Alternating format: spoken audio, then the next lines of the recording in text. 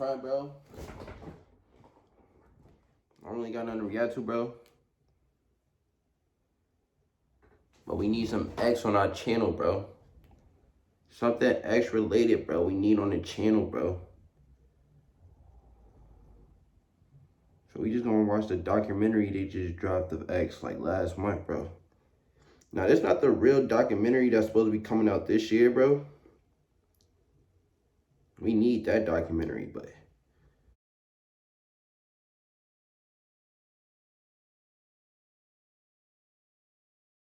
You all to listen. Listen closely. Life is based off of decisions. It's not about what you're dealt.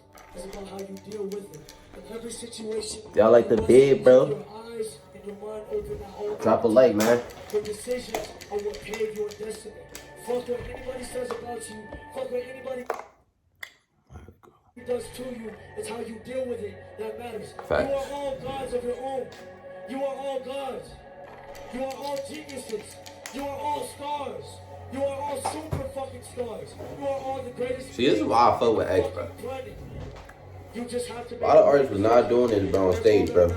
I love you all, and thank you for having me. This is my fucking dream. Like, what artists was randomly preaching to their fans and shit, bro, to the audience, bro, before they actual performance and shit. You know niggas that rolling out just want to hear turn music and shit. Nobody was doing that shit, bro. XXXTentacion has died. It's XXXTentacion. She said. Jose Encore was born on January 23rd, 1998, to parents Dwayne and Cleopatra in Plantation General Hospital in Florida. Although Jose was healthy, the doctors would notice a problem with his heart, a defect known as a hole in the heart. And although it's common, it didn't mean Jose grew up being told not to play too rough and would only grow to be 5'6". He spent the first year of his life living with his dad and his dad's girlfriend Tashnell Freeman, and Jose's half-sister Ariana. Ariana would go into a lot of detail about Jose's early childhood, but the videos on her YouTube have since been deleted for unknown reasons. But here's what we know. Go on, mix it up a little. Get 2 medium, 2 just top hook with an ad, bro. Domino's for $5.99 each. GNC has all the best flavors to help you crush your wellness routine over and over again. After being born, Jose would visit between his mother and father's home until finally settling in with his dad at 817 36th Street, West Palm Beach. This was in March or April of 1998. He was in a Jamaican family, very inspired by their roots and traditions. Being Jamaican means earning and having respect first and foremost. Jamaican parents often hold their children to greatness. Ariana's mom would be the one to take care of Jose and Ariana for over a year, while his dad provided the income mainly from selling drugs, doing music performances, and odd work on the side. Dwayne always said his son was beautiful, and he always wanted. Hey, I watched the interview, not the interview, the video of his dad, Dwayne. He made. This is how Jose was. It was like this for less than a year until some dramatic changes in the real path of Jose's life began. Sometime in 1998, Jose's dad had an affair with another woman, having a third child with a third mother. It was only a few months after this video was filmed that Playboy. have enough and called Cleopatra, Playboy. She asked her to come take her son, and they would meet at a gas station. From there, he would be taken care of mainly by his mother. This didn't mean he didn't have a connection with his dad and Ariana, though. They were often visiting on the weekends, and his dad would babysit when needed. His dad loved Jose, and he tried to provide for him even with the new living arrangements. But this meant most of the time, Jose was with his mom living in Pompano Beach. She was a single working mom as a stripper and couldn't always take care of Jose, since he demanded so much attention. She often sent him to babysitters or his grandmother Colette Jones' house. Sometimes her brother, Jose's uncle, would be over days at a time, and he'd watch Jose. When he needed attention most growing up in his adolescent life, Cleopatra often had different guys over and gave little to no attention to Jose for how much he needed. Although she took care of him the best she could, she was having internal problems of her own, with Dwayne leaving, being stressed with relationships, and taking care of Jose. He never blamed her. He loved her his whole life with deep respect and admiration. In elementary, his mom made sure money came first, and always took care of that for Jose. As long as he had clothes, food, and a place to stay, she thought she was providing the love and attention he needed. Understandable. He was mostly the outcast kid because of this, but he had some friends, just different from other kids. He was either respected or feared. Everyone knew Jose didn't like bullies, and he would stand up to them, even if it was for other people. He wasn't afraid to be himself. However, sometime in 2004 2005, when he was 6 or 7 years old, Two significant events that shaped Josse's future for the worse would happen. Although Josse and his uncle were around each other often, it wasn't always a good thing. His uncle was known to suffer from depression and have outbursts. Sometimes during these outbursts, he would take it out on young Josse, and he would get physical with him. Josse being young, he didn't understand at the time why this was happening. One day while he was at school, his uncle would have an outburst, but this time nobody was around to witness it. Unfortunately, he would take it out on himself. When Josse came home, he was the first one to discover the tragedy of his uncle hanging from the balcony. This event would only feed Josse's anger and depression even more. Just months after this tragic event, one of the guys who sold drugs and was seeing his mother had been over the house. Him and Josse's mom had a heated argument, but this wasn't really uncommon in the household. Josse came out of his room when he heard dishes being broken in the kitchen. The argument quickly grew out of hand and the man got physical with Josse's mom. Josse claims the man would have killed his mom, but he interfered, ran, grabbed a piece of broken glass from the dishes, and jumped on top of the man, biting his flesh anywhere he could, as hard as he could, and cutting him and poking him with the glass. This was the first major outburst Josse had shown, and it was a tipping point. After this, Cleo tried to pay more attention to Josse to make sure he wouldn't behave like that again. I would do the same thing though. He would soon be leaving elementary school, and would increasingly hate being home when she wasn't there. He loved his mom and always went out of his way for her attention. He chased her in his own words. But slowly things went back to their old ways, and Cleo fell short of her promise to give Josse the attention he needed. My mom was going through it at a young age, so she wasn't really able to be there, and it wasn't her fault. She got pregnant again and would give birth to Josse's half-brother. The next years of elementary school into middle school were spent having his aunt babysit when his mom was And they went hard and though, visiting his individuals. dad on the weekends where they would go out to eat or the movies. His father was pretty active in his life until this point, but he ran into trouble with the law in January of 2008. Josse's dad had met a man who wanted to buy marijuana in bulk. It was later revealed that the man was an undercover DEA agent. They agreed to sell 800 pounds of marijuana, with Dwayne making the connection along with a few others. They full surveillance team had an investigation and seized over 500 pounds of marijuana. He was arrested with 7 others and held in jail for 2 months before being indicted on March of 2008. The trial would last until 2009. He was sentenced to 9 years in prison for money laundering, conspiracy, and drug trafficking. Josse's dad was a prominent figure in Josse's life, and he provided stability. And just like that, he was gone. Josse started sitting online all day with the laptop he got for Christmas, just talking to people and interacting, something he continued to do for years. Around 2009, 2010, Josse was attending Margate Middle School. It wasn't the best school, but it was the perfect field for his rage built up. When he wasn't playing PlayStation or Xbox to distract him from the evil shit in the world, he was getting into fights. Bro, I've been fighting since I was a kid. What that nigga wear, put his body in the... I eat the flesh. This eventually led him to get suspended and then kicked out. But he had stopped caring about report cards or school in the 6th grade. He had completely failed this year, even though he got straight A's the year before. Him and his mom argued over things like this because she wanted him to do great academically and go on to great things. But Josse knew that wouldn't come from schooling and being a well-behaved student. Josse is who he is because of being himself, and his mom didn't understand that part of him. He changed dramatically from 2010 to 2011. He changed his style and his clothes to something more similar that he liked. Yo, bro, this was the beginning of a transformation from pretty boy to something unique that represented him better. After he was held back and eventually expelled from Margate, he transferred to Lauder Lakes Middle School in the 7th grade. He really started to develop his style and taste into what he liked, Odd Future being one of his inspirations. He always had a few friends or girls talking to him. As he says, he was always friendly unless you did something to him. The only subject Josse actually enjoyed was history. Everything else about school just led to more fights. There's something about fighting that Josse loves. He fought for people who couldn't fight for themselves, but he also fought for fun and the thrill. He also admitted to fighting just to get the attention from his mom, because he knew she would have to give him attention after a fight. But over the years, the strain was getting to be too much for his mom. She would take him to stay with his aunt or friends for extended periods of time. When his aunt saw that Josse was interested in music, she wanted Josse to perform in the church choir. But at one of the recitals, once again, he fought one of the band members who Josse said kept bugging him. He even beat another kid with drumsticks. His outbursts were taking a toll on everyone around him, especially his mom. Over the next year, when he was finishing 8th grade and going on to high school, his mom would officially kick him out, but still try to be part of his life. He was drifting homeless and talks of this time as feeling lost. Josse ended up living with his grandmother, Colette Jones, who took care of him the best she could. She lived in the Owls of Inverary, a gated community popular for drug dealing and gang activity. He met kids in the neighborhood who were older, but he was just about to be a freshman. He was bouncing back and forth between staying at his grandma's and some of his friends' houses he had met in the community. His grandma was very religious. She would wake him up for church on Sunday mornings. She had a curfew for him, and if he wasn't home, the door would be locked. He avoided staying there as much as he could and preferred to stay at other friends' houses in the complex. He got into selling weed and taking drugs. He was feeling extremely suicidal. Weed would make him paranoid, so he did drugs like Xanax and Vicodin to numb himself. Most of these nights for Jose were spent just finding a place to sleep, trying to forget the world's problems for a night. But these problems would be small compared to what was coming. Nah, that picture got me weak. Please clearly state your first and last name after the tone. Jose, on foot. Thank you for using Global Till Link. Your call is being processed.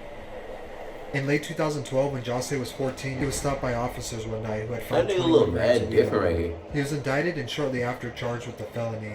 As a youth, Jose was sentenced to 1 month in juvenile detention and a mandatory 6 months in a behavioral correction facility. Jose turned 15, finished his sentence, and was released. Within a month, he would be arrested again for breaking into a home with several others to steal laptops. It's unclear what he was charged with, as Florida's sunshine laws prevent juvenile records from showing personal information. What we do know is he spent some time in jail again. This is where he would meet Stokely. You met in jail. You met in jail. The last man in jail started rapping to that type shit. Stokely had been locked up for minor drug charges, and he went to Piper High School in Sunrise, the same high school Jose would transfer to after he did his 6 months in the behavior program. Yo. While locked up, they would talk about how they wanted to You hit need licks friends and like go that in your hustle. circle, bro. They even joked about And just rapping be turned together up with and shit. freestyle for fun. This was the same time when Jose would beat up one of the problem inmates who was transferred into his cell a few days prior. He would later speak on this in his famous No Jumper interview after homophobic allegations came up Remember years this. later. Right after getting out in early Bro, he beat the 2013, he shit was out of him, enrolled though. into Sheridan Behavior Facility. They worked on helping the Bro was on troubled some youth. weird For shit, an bro. unknown reason, he was kicked out at some time, and he They didn't want to said return to finish it. But he eventually wouldn't would, stop the and he weird actually shit. gave recognition to them, saying he he did tried enjoy his something, he time just beat there. the shit out of He him. would complete his 6-month program and start high school at Piper. But he didn't in beat the late shit out of him because he was 2013. gay, though. He, Piper High School was a come-and-go he beat the school shit out with of him many 'cause he people tried and many something on him. faces. There were fights And and X don't violence, rock like and that. Jose's friends would try to keep him out of trouble. But this is Jose. He would fight for any reason. And being in high school, this was only more often. They turned into every week. But slowly what would start to take up more of his time was talking with Stokely about rapping. Tragic, sacrifice insanity for best. A little of tragedy, more sanity will be cast in half. When I live half alive in a basket and leaking out the savage. Come to the man. They picked up I ain't where gonna they front, left bro, off that with their song always been conversation. too They decided fast they should make a for group me to catch or the something lyrics like a and shit group on that, whenever bro. they hit licks. This was the start of their I group, love that very song. rare. One of their friends named Aaron had a snowball microphone and a laptop with recording software on it. It was like a snowball mic. It was like the cheapest mic you could get. It sit on like 3 prongs, Audacity, and a laptop. That's how we got distorted music. We actually started making the distortion like to the best of our advantage. So we used distortion in our music. They decided to rap because they enjoyed it so much, and it was an attempt to stay out of trouble. They wanted to make songs I as a feel group, my so they had son, all bro. written down stage names for themselves. Jose was the last one to pick one, but he had narrowed it down to a few options. He tweeted to one of his old friends that narrowed down some of the names he liked. His friend tweeted back, "Are you serious? They're unique, but do you really think they would be a good stage name?" Jose replied, "I don't give a fuck what others think about the name. It's what I want." Stokely went with Ski Master That's what I want, and Jose Dad. would go by Master Splinter, Yeah. and shortly after changed it to XXXTentacion. X was the only unknown numeral that he didn't know at the time, and Tentacion was temptation. Together they made Unknown Temptation. Temptation. Although they were still up to no good after school, they really started to consider music as a way out. The group started writing their first songs and would record them whenever and wherever they could. One of their first songs together as a group was Palm Trees. The reason the vocals are so quiet in the song is because they all ditched class and went to the computer lab to record it. X went online and created a new SoundCloud account and uploaded this song. Palm Trees was the first song he Bro, was I heard featured somebody on. hack His first ever X's solo song was SoundCloud now, named bro. Muse/Funk, I don't know if they got and it back, recently though. resurfaced on the I internet. heard they hacked After it. Palm Trees, X began taking music There's more some seriously. shit like deleted some He of his started songs. learning how to use music production software like Audacity and FL Studio. I just be hating shit Slowly, like he that, put bro. I together hate a few people more that do shit like tracks. that, bro. X's friend Mitch Beck helped him transfer the songs from SoundCloud and organize them onto an EP that was released on DatPiff as Ice Hotel. X often got inspired from Japanese animation, and he would carry this aesthetic in almost That every nigga aspect backed of it his out music. really like he about X began having conversations with the Very Rare group, asking them how serious they were about this rap shit. He wanted to make sure On some everyone shit, around right? him wanted it as bad as him. He continued to slowly release music on SoundCloud and would often Yo, later take X, it down. I could Like see his him default doing that though. EP That's the was funny released at the thing. end of 2014. I could really see X really began just. recruiting new members to the group, but unfortunately the group's friendship began He just to like, change. ha ha ha. X and a group member Laughing named about that Aurora shit would over. get into a fight, and X and Ski Mask would leave the group to form a new one. As of right now, nobody's in very rare except me. Deadass. They named it Members Only. At first, the group only consisted of X and Ski Yo, Mask, this nigga followed by Absent Ski, Will, bro. who became X's Funny first nigga. manager. In 2015, they dropped their first tape, Members Only Volume 1. It consisted of songs exclusively by X, Ski, or the both of them. The songs all had a dark and gothic feel. X was starting to find his avenue of music, and he ran with it. Shortly after the tape drop, they started planning their next one. This time hoping to find more members to feature on the songs. They began recruiting rappers from their local hood and the South Florida hip-hop scene. Jossie brought together a compilation of My son Tank, my son Cooley, my son. I never seen that. I forget my other son As with they began the performing orange at beanie small on, but shows I and know. house parties, they started to meet more people in the Broward music scene. They were finally starting to gain a small following after people heard just how different their music was compared to other music out of Florida. The unique thing about Members Only was many of them didn't rap. In fact, X never minded this. He stated as long as everyone was doing something to progress the group, It was whether really booking just shows, X. I doing mean, artwork, like he had or his even gang, making he had all clothes, them, you bro. had But they small wasn't team. really The rapping. group grew to a They was just substantial all size of looking up rappers, to X, bro. photographers, Feel me? videographers, But he and had so much designers. people around him Booking that shows, X now often an got artist, into bro, is his crazy, orders bro. when he would request 20 people on his guest list. He really wanted Imagine all them everybody. like Members was Only rapping Volume back 2 then. came out about 6 But months X after was like Volume rapping. 1. This time the tape featured more artists like Flyboy Tarantino, Enzo, A lot of them would be Funkit, upper in their and even career a verse from- from the unknown Smoke Perp. This was a really important time in X's life. He began to see how his behavior, which through his entire life stunted his growth, was finally beginning to benefit him and his crew in the form of his music. Although he was starting to see the benefits of this behavior, it didn't mean his Yo, life that was shit any had me easier. weak. In The fact, he was video still fighting and when he getting knocked that into nigga trouble. out, bro. The group was When they starting was to get fighting, it recognized was like as 15 rowdy seconds, kids bro. They who was started fighting fights. outside. I think it was One that fight in night. particular would be filmed and uploaded Yeah, to fight with that World Star dude, Hip bro. Hop, giving X his very first Nigga taste of clocked going him. viral. This behavior, among other things, ultimately led to him being expelled from Piper High School. Even though his SoundCloud following was still small, his Twitter had a few thousand followers as a result of the fight videos. He would try to tweet all of his followers and get to know them, networking and making new friends every day. X began to enjoy the idea of figuring out social platforms and how to utilize them to his advantage. An early example of this was him removing songs from his SoundCloud to create a sense of scarcity to his music. Almost immediately, people began to search for these lost songs. X would later quote he hoped one day his lost music would be searched for and traded around like Pokemon cards. Never knew that. Anything is a horrible thing. None of nothing. Like if you don't supply and there's a heavy demand, when you drop anything or you hit out, it's gonna skyrocket. According Like if you don't supply and there's a heavy demand, when you drop anything or you hit out, it's gonna skyrocket. Facts. According to Google Trends, it was the summer of Facts, 2015. bro. No cap though, bro. Like as long as you got a good personality, bro, you feel me? Yeah, bro, I really feel me. Y'all be fucking with me though, bro. This is just really me in real life, bro. But that's what I really be saying to myself too, though, bro. People with good personalities, bro, they already have it all mapped out, bro. It's really just that personality, bro. But also, I like that he was like, you feel me? He would just delete and wanted people to actually go and find, you know? Yeah. Because a lot of music that I'm discovering now, bro, I really never heard, bro. Because he was, you feel me? He was doing that. He was deleting like some of his music. And I didn't know he had did that, so, you know, down the road, people can want to find the songs and shit like that. Pokemon cards and shit. Got some new info just now. I fuck with X, though, bro. Heavy. His name started to circulate the most. He could go for doing that, too, though. Because, look, everybody be guarantee a few thousand plays every time going crazy. With X Now, I mean, that he passed away and shit. He still had a big-ass cult, though, before he passed, though. That soon after, And a big-ass cult even before the come up. In late 2015, X and a producer named It's Rojas not like had it's become cult now. acquainted while sitting around absent Will's house. Rojas was showing X a few of his beats, but X was passing on all of them. He was looking for something different. The last beat Rojas showed X was co-produced by Rojas and Jimmy Duval, and it was intended for another artist named Richie P, but he had been locked up, so Rojas considered the beat up for grabs. X liked it. He went into the booth in the closet, and 15 minutes later the song was finished. He would title it, Look at Me.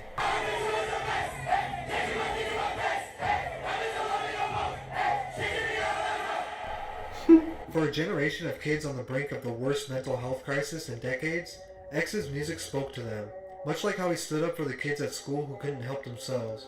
He wanted to be the voice of the youth through his music, and after the song came out, all these everything vids, started bro, to when he change. was here, bro. When he was dropping it. This shit fire. Some And then, trunks. you know, a couple days later, this shit just blew the fuck up. Rojas uploaded Word. Look at Me to a SoundCloud Look at Me page, video. and in January of 2016, Shit it got went its official crazy release like the for first digital 2-3 download. days. It was immediately turning out to be X's most successful song at the time. Although the song wouldn't chart on the Billboard until the end of 2016, it slowly amassed millions of plays on YouTube and SoundCloud over a couple months. X's social media followers began to rise rapidly. While this is happening though, the police were building a case to put X in prison for robbery and assault from the year before. They With really his be name doing that, circulating too. the I know they underground be and a doing that, cult-like bro. following, he would be requested multiple times. Nah, by his cause big I know fans these to pay. cops, bro, they be doing that, like, they actually wait till artists is actually popping and lit, bro, to want to fuck up their life and career, bro. I know they be doing, I already had that mindset in my head, bro. They literally wait till an artist or rapper is lit, bro. They, for me, getting all the buzz that they wanted, for me. Wanted all the success. Now they finally getting it. Then the cops, you know, want to do the bullshit. Hate them niggas. The up-and-coming No Jumper podcast with Adam22. At the time, the podcast was still Fuck somewhat 12, small, nigga. I but hope it was y'all catching watching a lot of this. attention for its Fuck underground artist interviews. y'all. X's interview would be a groundbreaking moment in his career, but some of the comments he made would later on come back to cause controversy. This is around the time he was dating a girl named Geneva, and they would quickly move in together. He states the relationship was perfect at first, but he admits this was a bad time in his life where he felt insecure and alone. Although things would quickly go bad in their relationship, he states she was always there for him through a tough part of his life. I lived with my ex for like almost a year. I was literally going insane, and she was my safe haven. Like, I would go to her. She was what I wanted. She was everything for me. Shortly after, X was booked for his 2015 robbery and assault charges. He was held at Broward Regional Detention Center in Fort Lauderdale. He would be held for a few months before agreeing to house arrest. Look, I look like a cyborg, dog. Get off my leg! Upon release, issues with his girlfriend Geneva would get worse after she admitted to sleeping with another man while he was away. These events would later form the allegations of domestic violence between the two. In October, he would be arrested once again for these allegations, and he would plead not guilty, but was still held for violating his house arrest. He would stay locked up for over 6 months. While behind bars, a combination of the allegations against him, along with the start of a beef with Man, they really try to destroy my son image, bro, before he could actually show a different side of After him. Drake released a song titled KMT in early That's what I really 2017, hated. fans immediately He noticed couldn't even, like, very try to similar display a cadence better to X's image of Look at himself. Me. They was just trying to destroy him, man.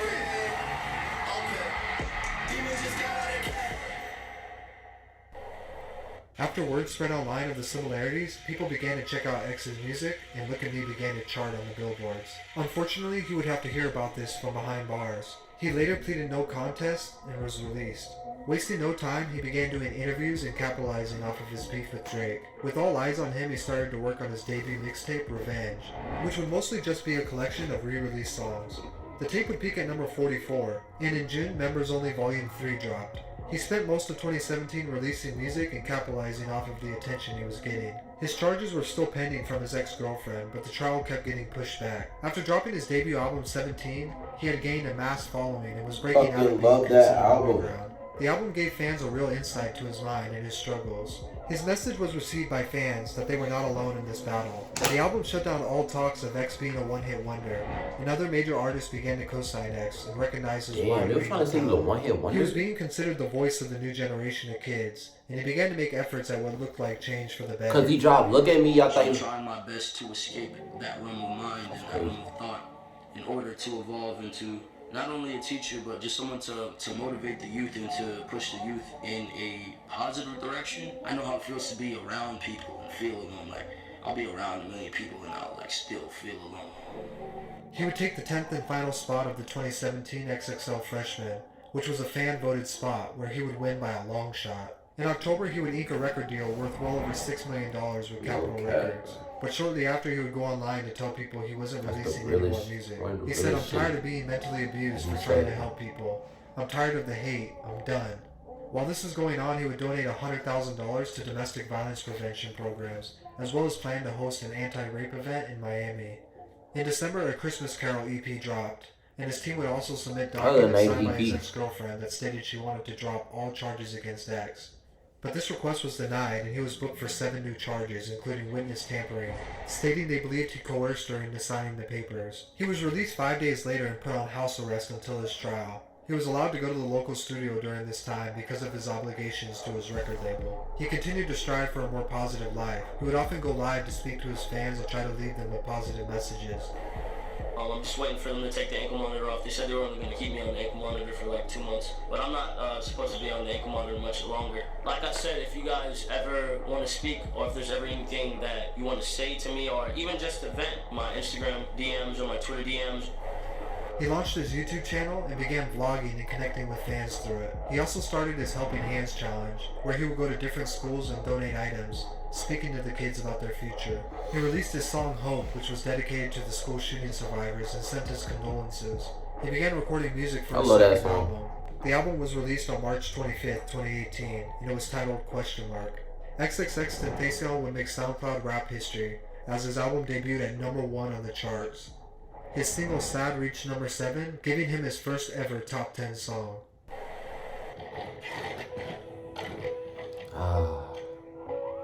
On June 18, 2018, he was shot and killed in an apparent robbery just outside of Riva Motorsports. He was planning a charity event the following weekend, and it was his last Instagram post. And bro, he was making YouTube videos, literally, bro, oh my God, bro. Like, he really was out here, bro. Doing all this shit, bro. Giving out. Helping little kids, bro. Inspiring kids and shit, bro. These dick rods came in a fucking motorcycle shop, bro. Plotting on this man, bro. Wanted this man money and shit, like. Y'all niggas, like, just took somebody very special in this world away from us, bro. All because of y'all wanted some money. Which received over 10 million plays. A week later, the Sad music video was released. And at the time, it was only his second music video ever. At the start of the video, he is seen attending his own funeral. It's really crazy because he was only 19. And he had this big, vibe and energy toward the entire world like this. He was trying desperately to leave in the past. His album 17 would win Best Soul and R&B Album, and he was awarded Best New Hip Hop Artist. In December of 2018, his posthumous album, Skins, was released, and shortly after, Members Only Volume 4. Just 3 days after X's birthday on January 26, 2019, his son Geggy was born. Although X's career is arguably one of the most controversial of any artist this generation, he passed and was never found guilty for any of the allegations against him. There's no question that X had a past that he may not have been proud of, tracing all the way back to his childhood.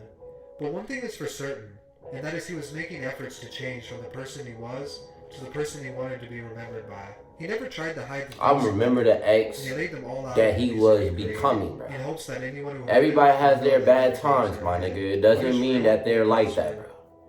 Special thank you to Jonathan Reeves, who wrote the Look at Me book. Yeah, that was a good documentary, bro. I want that shit to be official, though. I want that shit to drop on X's channel. I want them to do their version. Niggas that was really around that man, for me, giving us more details, facts, and shit.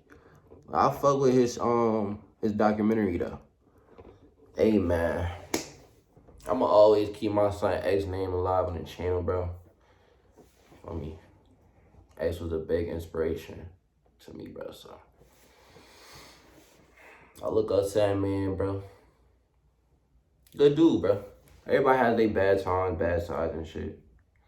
Don't mean that they're just like that, bro. Niggas just be having their bad days, you feel me? Situations be sparking up, bro. Yeah, bro.